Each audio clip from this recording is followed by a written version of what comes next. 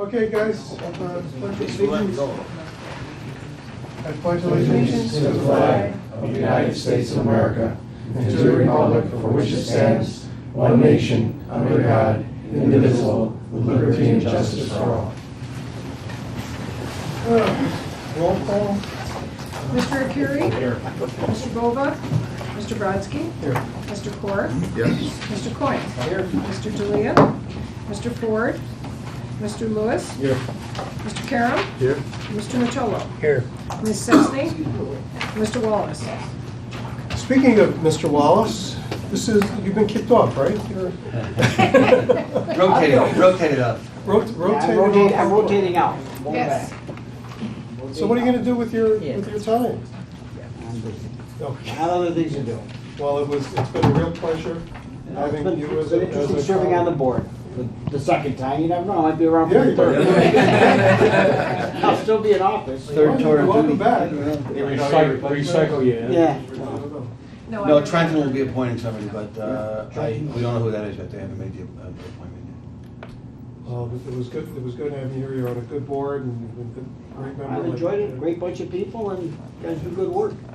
I was pretty much a spectator, so. Thank you for your service. Okay, approval of the October 28th, 2019 minutes. I'll move those. Move, second. Richard?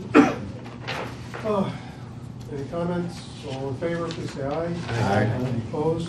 Thank you. Okay, Dick, we have a resolution, professional services. All right. We actually have two resolutions for the board tonight. We had a capital projects committee meeting last week, and there were some meeting notes issued on the discussion in that meeting. This first one's regarding a water quality study to be performed by Corona Environmental Consultants.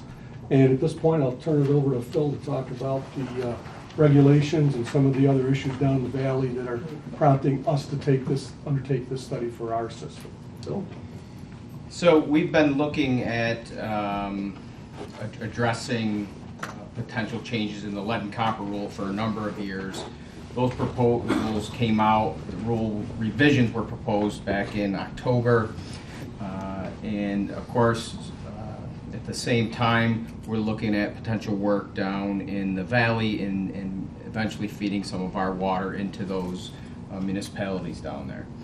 So we've been talking for a while about looking at ways that Mohawk Valley Water Authority, without any future expansion, would be able to address the changing regulations. This really is a first step that we've talked about in looking at corrosion in the distribution system, some of our water quality parameters, doing some baseline modeling to be able to adapt to those changes when they go through. The authority has always prided itself as being ahead of the regulatory curve. We build that into our strategic plan.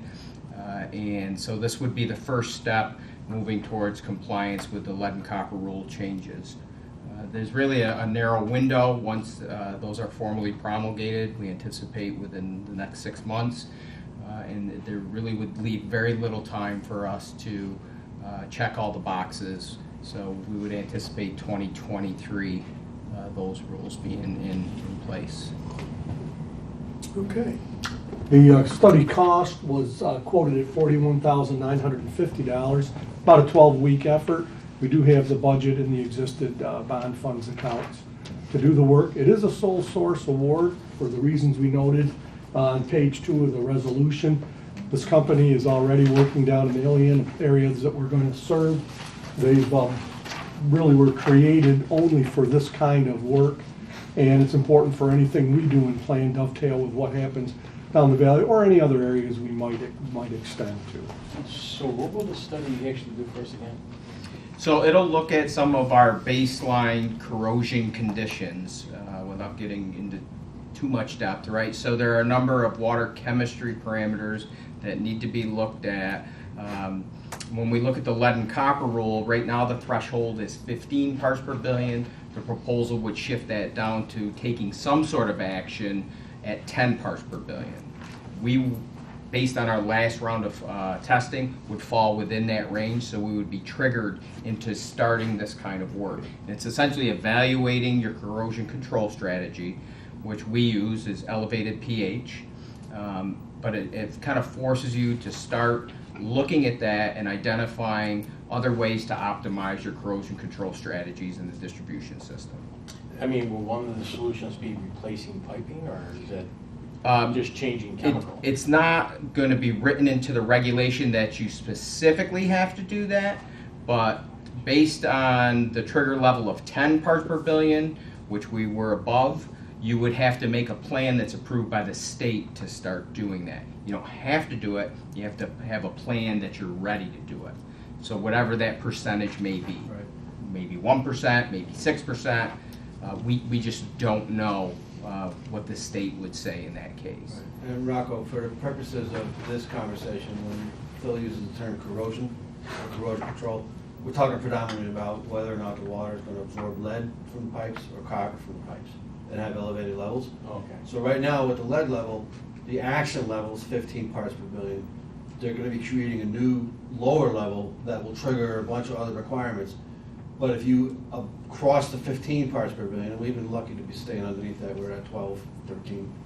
If you get above that, then there are pretty specific requirements about beginning to prepare to replace a percentage of your lead services every year. Does the filtration system we have now, is it not capable? Well, it's not so much filtration as it is, what we do is we buffer the water so that it doesn't interact with the pipe as much. Okay. So it's more neutralized as far as its exposure to the lead service within the pipe, and it builds up a coating inside so you don't absorb the lead. But now with the revised rules, we want to make sure those numbers are even lower. And so Just so everybody's clear, there is no lead in the water. Right. The lead enters the water from the service line material or the premise, the home itself. So, where there is a lead service line, the water authority owns the half from the main to the curb stop, and the homeowner owns from the curb stop to the home. But that whole service line is where the lead could come from, or from within the premise itself. And even lead solder on the copper Right, pipes, lead solder, or even copper the pipes, component of brass lead in the fixtures. brass faucet fixtures. So the water has to be neutralized so that it doesn't absorb that from the pipe if it sits there for an extended period of time. So what this study will do is look to see if we can improve on the process that we already have in place that already brought that interaction level way down. But now we want to make sure we can get that lower if we need to. So that's what we study. And Ilion has already hired the firm that we're talking about here to find out what's going to happen when our water goes through their lead service pipes. So if they have any recommendations, it would be good if they're looking at both systems. This is one of the reasons that people that are concerned are asked to run their tap water 10 or 15 seconds before they start using it, because That's correct. which I always do. So how does it address the copper? So the funny part of the lead and copper rule revisions is that it doesn't address copper at all. So specifically that right now we're required to do 50 samples every 3 years. We will have to do 100 samples every year minimally with these changes, and all 100 samples must be lead, where before 50% had to be lead. Now, so it really doesn't look to copper as much, but because there's been so much scrutiny placed on lead and lead awareness and lead in drinking water, EPA is really just rolling it out this way. How much of Now, our... one more caveat. Historically, we don't even come close to having an issue with copper in the distribution system. How much of our system, not the owner, not the property owner, but our ownership, has any issue in the piping related to lead or copper? So it's very difficult to differentiate where the lead, what part of the service line. It's all one service line. So if you took, part of it is in the sampling effort, you have to take a first draw sample for compliance. But really, if you think about it, you take a 1 liter sample, but that may not even get you out of the house. Yeah. But that's the way the regulation is written. It may take you the 5th, the 7th, the 9th sample until you're taking water that's actually in the service line.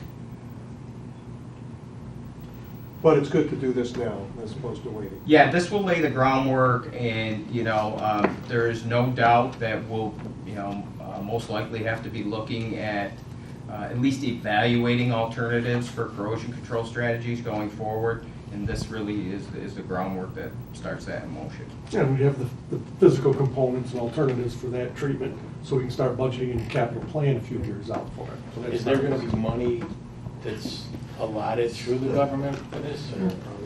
No, I mean, if things have to be changed. This would be, You're talking there is some- no doubt this is an unfunded mandate, no doubt. The monies are just not gonna be.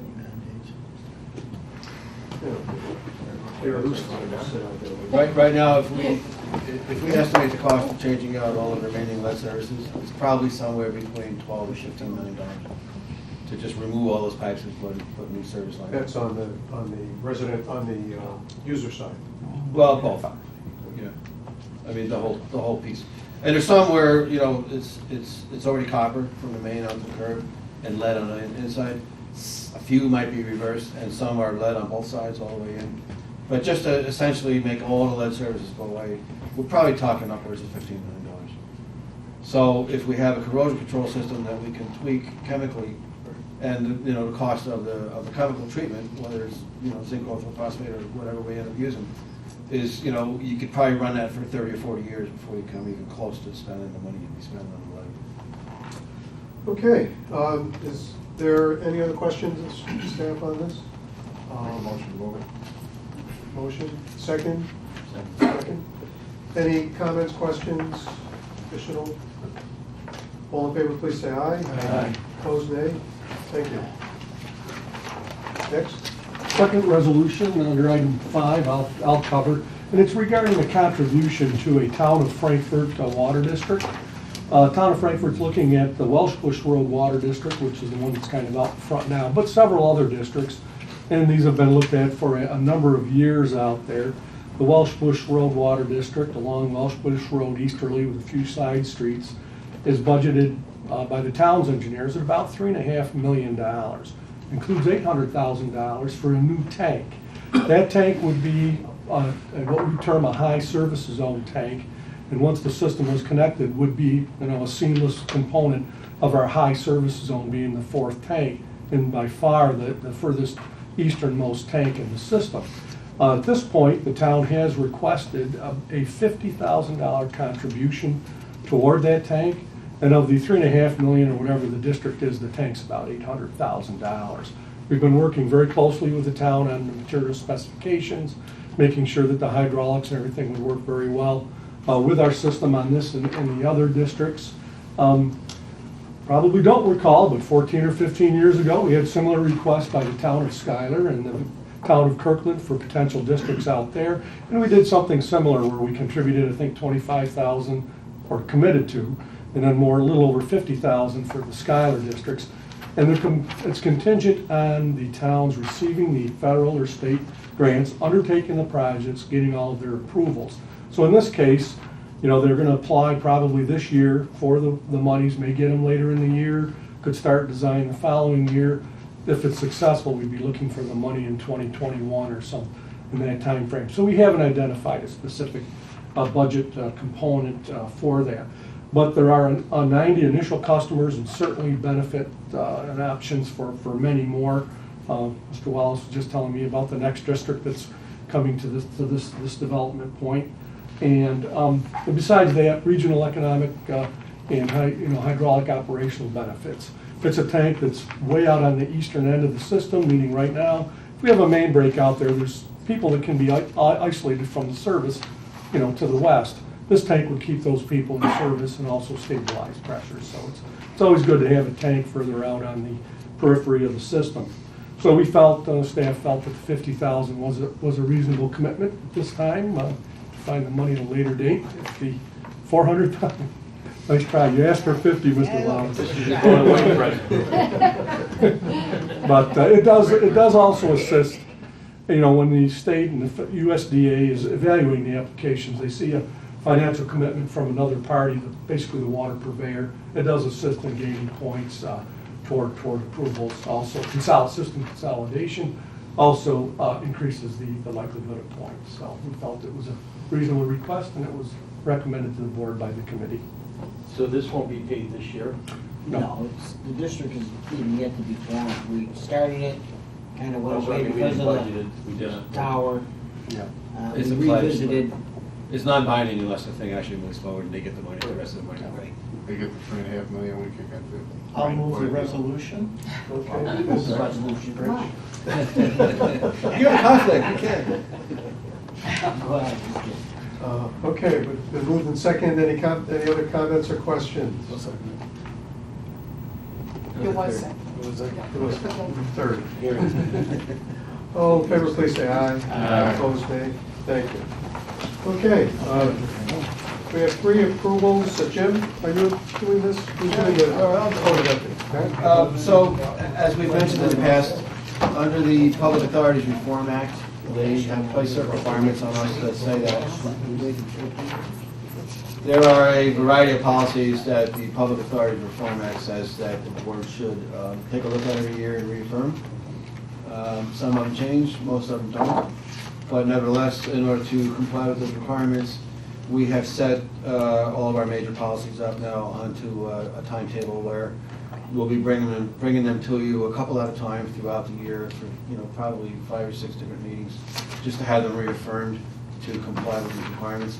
In the particular case of these 3, none of them have changed, so they're essentially the same policy that has been in place and that the board has passed previously. The So- third one was not approved by. the Oh, board. I'm sorry, you're right, thank you. That was not, you signed it with Right. the following one. The workplace but it wasn't violence approved. prevention policy had not been put in place by the board in the past. It was really just something that we did administratively here to meet our requirements, but we thought it should be a good idea to put it in front of the board. But the other 2 remain unchanged from earlier rounds. Okay, policy is one of the primary responsibilities of the board of directors. So is there a motion to approve the code of ethics? Moved and second. Any comments, questions? All in favor, please say aye. Aye. Opposed, nay. Second is the procurement policy and procedures, which you said there's no existing change. Jim, do you have anything to add? No, I think the last time it was revised, there was some expanded language related to construction contracts. It gave, That was about 10 years ago. right, well, it gave the coordinator, capital projects coordinator, a little more flexibility Right. with dollar item, I think below $5,000. This is probably one of the most important policies of the board, relates to their purchasing when it comes to the board with their exceptions and such and so forth. We haven't had any issues though with audit or with state review of anything we've done, right? I mean, the policy seems to work for us. I think it works fine. I'm not aware of any. Yeah, we went through a state audit, when was that? Oh, gosh, at this point, it was 6 or 7 years. Yeah. I So they looked at I mean, it, I think we didn't have any issues on it. right. Our approval process is electronic, so that's good. They were impressed with that, so they liked it, and it mirrors this policy. Okay, is there a motion to approve the procurement policies and procedures? Yes, sir. And second? Oh, right there. Okay. Luke wants a second. Any other comments or questions? All in favor, please say aye. Aye. Opposed, nay. This policy is a new policy. Next one, workplace violence prevention, which is an internal developed policy, which is brought to the board for policy approval. Any other comment on this? No, as I say, it's been in place procedurally. We did it as an administrative function, because there are other requirements, but it's, fortunately, it's not something we've had to use. Yeah, thankfully. You do training on it?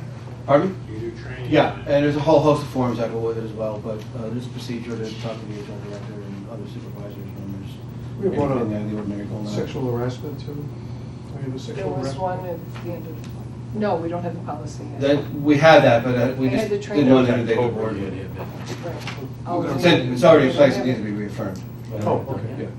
No, the training's been done, but we don't have the policy. Oh, the train, right, there's a That's, training to be done back. yeah, that policy is probably the one most likely to Yeah. see risk to the board. than Right. almost any other policy. Right.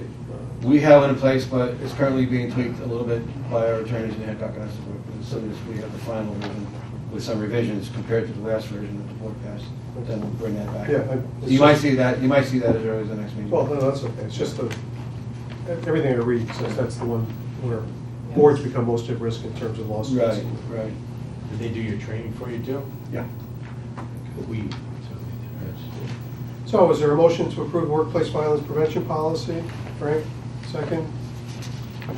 No? There you go. Thanks, Bruce. All in favor, please say aye. Aye. Opposed, nay. Thank you. Committee reports, finance. Anyone? Yes. I think you have October statement? Yes. Okay. We'll get November's to you as quickly as possible. I know it'll probably be next year, right, in our next, it'll be the January meeting, but I've been looking, the one thing I wanted to point out is looking at cash flow, and actually did some projections today, and we're gonna be really close. We're gonna be able to fund our reserves, but out of a $25 million budget, we're gonna be within thousands of dollars. It's gonna be that tight, so. will that breach any of our covenants for the bond? No, it won't, no, but I definitely want to, so we're funding everything we need. We're funding our debt service, all our vendor pays, and we're doing additional reserves. So there's just not a lot left over, whereas previous year, there was a few $100,000. So if they don't pay you for the rest of them. Well, you can do that. But Rocco, the coverage ratios that we build in for debt service are met under Yeah, this. So yeah. it's only above and beyond that the margin will be fairly small. What's causing the cash flow shortage? Well, Revenue it's not so down? much a shortage. I mean, obviously, we're budgeting to pay all our expenses and debt service, and we're doing that. We are down a little in consumption this year. Right. As opposed to last year. So we're meeting all our expenses. We just had a little cushion in the past, and we're not, I'm looking at it, we're just not having that cushion this year. I know we talked about it in the past, and I know we've done some improvements on our collections, but rather than going from quarterly, I mean, if we go from quarterly to monthly, would that help us out in cash flow? I think it would, but, you know, I mean, I don't know the mechanics, if it's gonna cost us more to do it that way. Well, that's what we're still We're trying to working grapple on with. that. We're working on I that. mean, if we can get it done if we can automate doing it that Right. way, I mean, at least now we got, I think it even helps out the bill payer. Yeah. You know, I mean, Right. rather than having to pay Smaller a bill amounts. quarterly, there's Yeah. smaller amounts and, Yeah, you know. absolutely. My wife would appreciate it. The only way, we need to be sure that once we do that, we can do a lot of electronic billing and have everybody prepared to sign up and do that, give us some contact information. We don't have enough contact information right now to do that. And in the absence of that, it means we're printing 12 bills a year instead of 4, and the postage and all the printing increases would cost us somewhere between $400,000 and $450,000 extra expense. So that would negate any improvements, I think, that Right. we see in the cash flow.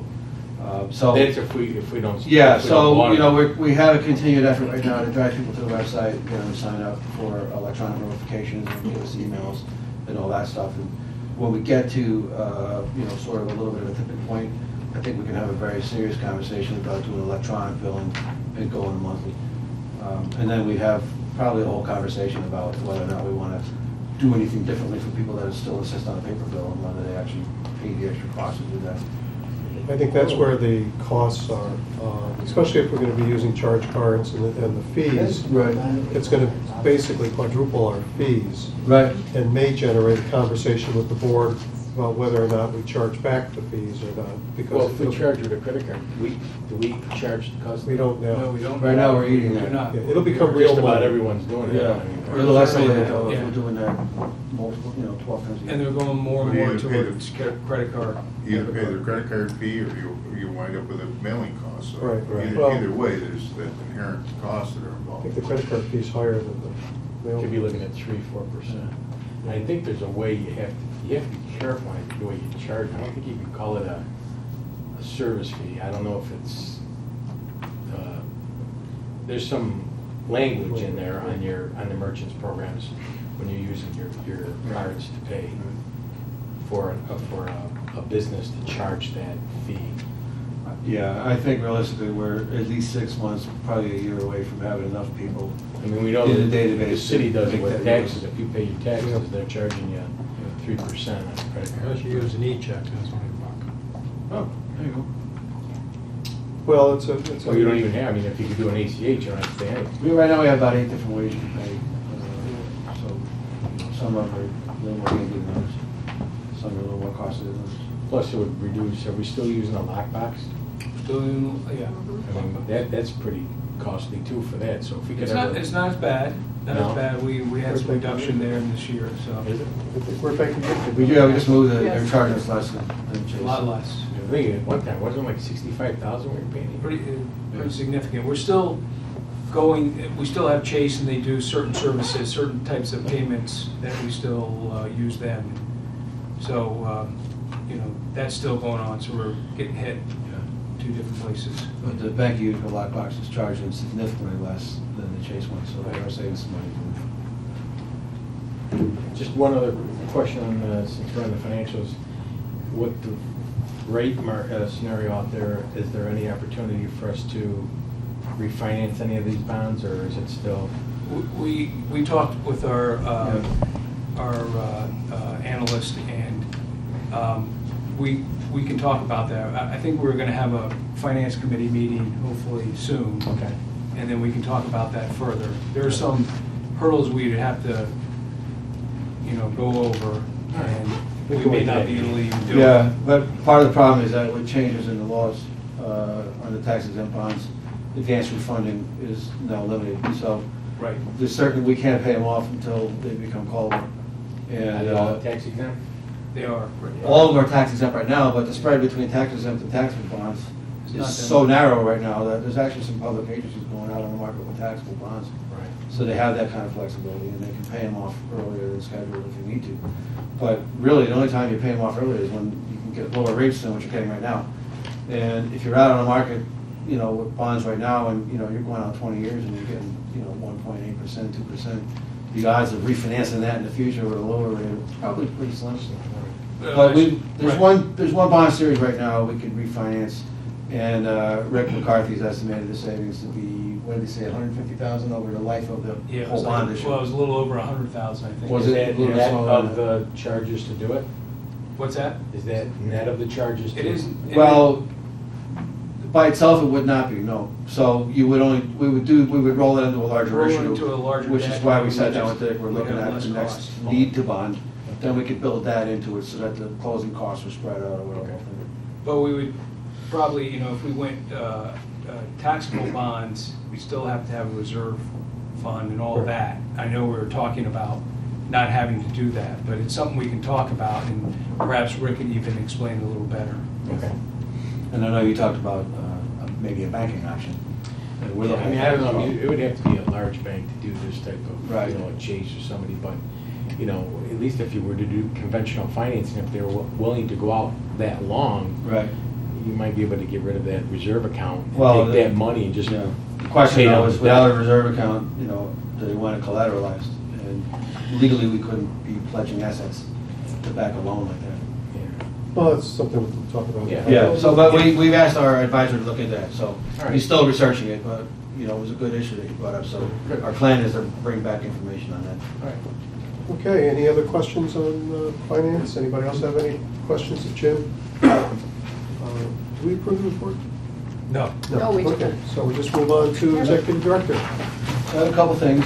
First thing I want to touch on is response back to Mr. Brodsky, who sent an article to us that appeared in the OD on November 10th, Sunday, about chemicals in the water. I read it. And as I read it, I thought, I've oftentimes I've said to people, because our watershed is in the Adirondack Park, which is a protected area, we're very blessed with the lack of manufacturing up there and industrial farming and all those things. So I've always just sort of, generally said, it's not really a threat to us, but Phil actually was telling me that we actually have tested for these things. And so I'd like to just invite Phil to kind of give you a more detailed description of that. This was an article in the OD that was referencing chemical Falls levels, and other areas. chemical levels that new legislators in Washington and elsewhere are proposing, and certain professional associations in California and elsewhere that believe that we must spend a lot of money to do things in our water system. So I sent a note asking, how's this going to affect us? So specifically in New York State, the Department of Health has, really the Governor's Drinking Water Council has proposed regulations for the perfluorinated compounds, PFOA, PFOS, and 1,4-dioxane. So they were, a couple years ago, what they called contaminants of an emerging concern. And, fast forward 2 or 3 years, and New York State has actually proposed maximum levels for those. There's about 4,000 comments that they're pouring through right now. But of course, in advance of that, again, along the same idea that we want to be ahead of the regulatory curve, we did sample back in 2014 for the perfluorinated compounds. But since that time, the analytical techniques are better, so they can detect much lower levels now in 2019 than they could, say, 5 years ago. So we resampled again this year at those lower detection limits, but they were still non-detects. So Pat's absolutely correct. We're fortunate to have the source water that we have and the watershed that is 89% forested, free from manufacturing and a lot of those contaminants that we see with the perfluorinated compounds. And you can see that across New York in Hoosick Falls and in Newburgh. 1,4-dioxane is a major issue for groundwater supplies. Those two regulations alone at the proposed limits that DOH has put out there is projected to cost about $1.5 billion for New York water suppliers to comply with. About 90 systems the Department of Health is estimating will have to deal with 1,4-dioxane, and about 300 systems are going to have to deal with the perfluorinated compounds. We won't fall into that category, but certainly we'll have our own issues and challenges with the lead and copper rule. Thank you. So that's the update. Anything on the mercury? We have no mercury. We've been clear on the mercury issue because part of the acid rain. Yeah, I'm sorry, go ahead. Part of the acid rain has transcended more to mercury, and I wasn't sure if we test for that. We certainly do. So there, part of the public health law and for public water systems that you have to sample for certain contaminants at certain time intervals. We sample for mercury every year. They always fall less than the detection limit. Okay, thank you. It's been a good discussion this meeting on risk factors measurement. So that's a great segue, thank you. Speaking of risk factors. As you all recall, when we did the budget process in October, we had been talking about some of the cybersecurity updates. IBM had given us a package of proposals that wasn't as detailed as we really needed for budgeting purposes. So Jim Mack, our IT director, has continued to work with them and has much more crystalline information. I know Vince Coyne, for example, was interested in asking and seeing some specific information. I know Bruce, you would enjoy that, and certainly Frank has expressed a desire to get more detailed information. So we have that almost ready to go, and then on a separate side of things, we're looking at our SCADA system, which is, I'll just call it, generally speaking, remote control or remote monitoring of the system, being able to turn things on and off, monitor various parameters in the distribution system. It was developed in-house, and it is aging out, and we need to do something differently. In talking to Frank and his committee, there's a very strong desire on the part of the board, which I happen to agree with 100%, that rather than moving forward with all of our SCADA eggs vested in one employee, which is our current situation, it'd be good to have an outside company. So at the direction of Frank Matolo's committee, we've been talking to a couple of companies that provide this kind of service. We've identified one in particular that that's all they do. They're a fairly large company. So we have some detailed information from them that we want to share with Frank's committee. And we're going to be gathering a proposal that we would then bring for review that would, as step one, allow them to perform an initial evaluation of the existing system, tell us, if the architecture and design and layout of it is, a good design, whether we ought to be looking at different alternatives, whatever that might be. And as far as the equipment, can any of it be saved, should some of it be saved, et cetera. So that would just be a assessment and evaluation and a snapshot of where we are today, and then launch a plan to, do a full-scale change out if that ends up being the recommendation, which I think we all suspect it will be. So I guess Frank, as an early heads up, I'll be getting a hold of you probably right after the holidays in early January to see if we can get your committee together and bring some of this information back and start weeding through it. Ideally, it'd be good to maybe at least a SCADA piece, bring back to the board to get started on that assessment. But part and parcel of that, what we need to do, and Jim and I will be working with our engineering department and our IT department, is to come up with what we think could be a number that would be supported by everything we're reviewing in the committee, so that we can go down the road that we talked about in the budget process, which is if we're going to tap a reserve account, how much do we want to authorize, and where's it going to come from, which account we pull it out of. So we're ready to get moving on that. We've, as you recall, we've taken the January and the February meetings and conversion into one, which is going to be January 27th, 27th. The next meeting after that will be March. So we'll try to have as much as we can ready before the January 27th meeting, if that's possible. And so as long as Frank and the committee are available, we'll try to set something up for the first or second week of January and then go from there and see how far we can get. So that's just an update on that front.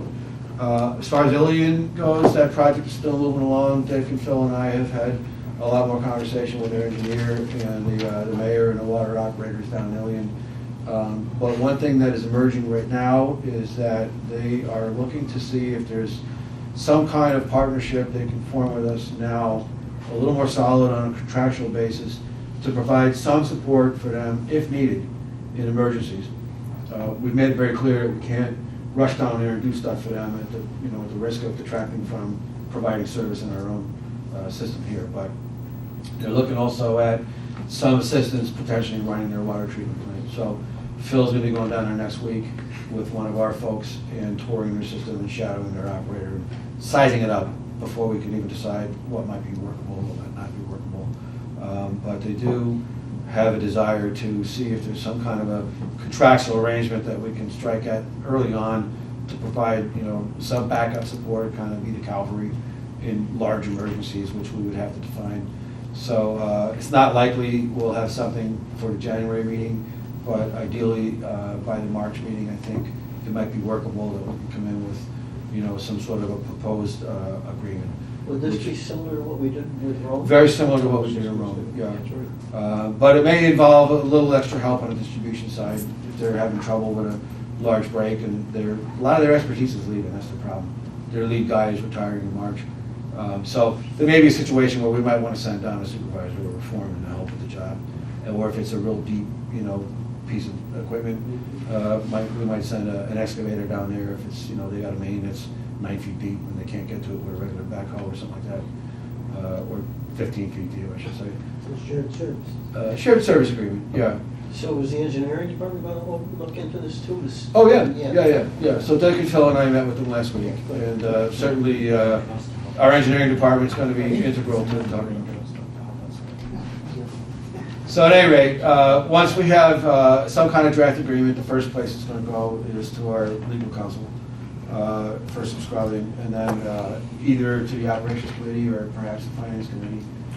We'll have to sort that out. I'll talk to Ellis about that. But in the meantime, hopefully we'll have something we can work on in March, and that would be a pretty good, I think, big step, concrete step into really cementing this tie and, sort of having a formal relationship with our neighbors to the east down there. So be on the lookout for that as well and keep you posted. Other than that, I think that's all I have for now, unless there's any questions. Any conversations been necessary with Cree since? No, other than that, their engineers at O'Brien and Gear, which is now Ramble. Thank you. They got bought out. They're now Ramble. They're doing some design work for Cree. They requested a flow test, so I guess we're trying to accommodate them. We got a little bit of warm weather. We can do that with minimal risk.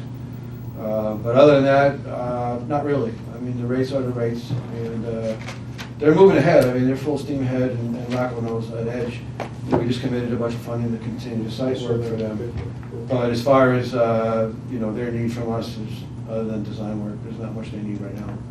Once they break ground and start pouring concrete, then They they'll did, I get some think water. Steve sent some pictures out that they. Yeah. When they start actually building and they're pouring concrete and stuff, then they'll be needing water on site, and I'm sure we'll be obviously then very involved. But so far, so good. Good. The project's moving along well there. Okay, any other questions of the director? Yeah, there've been a lot of water main breaks up near Commercial Drive and Henderson Street in that area recently. I'm just curious to know. Dick doesn't like New Hartford. I want to Hard to put the know. lines in. I mean, it seems early for Yeah. so many breaks, and I'm just curious. Well, to again, know. once that temperature changes, we start to see, and we had pretty cold weather without the snow. So the frost got moving pretty quick. Also, the ground is saturated this year to a level where it may have not been previous years, so the cold has really started to firm it up and start the migration of the ice. So any movement like that does it. So is the number of breaks higher than average? I don't think so right now. I Just mean, we had don't think some so. very noticeable breaks, like on Commercial Drive. but, Yeah, if it's in a well-traveled area and people are aware of it, the news media suddenly, they're going. Do you still have that scattergram that you used to, where you show where all the breaks are on the touch? Oh, yeah. Yeah, we could do Be that. nice to bring it to the Yeah, meeting. we can do that. We'll bring it to the next meeting. Yeah. But we did have an early dip in temperatures this year. We had an unusual cold snap that was a little bit earlier than normal. That's when things start going. And as Dick said, when the ground's that wet, Yeah. the frost line penetrates that much faster. So how many breaks in a month would you anticipate? Probably. I remember a couple of years ago, we had in January 30 breaks. Or more Oh, than no. that, 50. We had about 115 in the month of February, about 15, yeah. 28 days, Yeah. right? Yeah. Oh, yeah. But some months it's, 15, it's 10, 15. Yeah, well, we were well over 100 in February that month, that year rather. In the wintertime, it could be 30, it could be 60, it could be 75, more. Depends. I mean, we were getting 5 a day in that February. Any other questions of the director? Any old business? Any new business? Merry Christmas. Merry Christmas. Happy New Year, everyone. Be safe. Adjourn. Meeting's adjourned.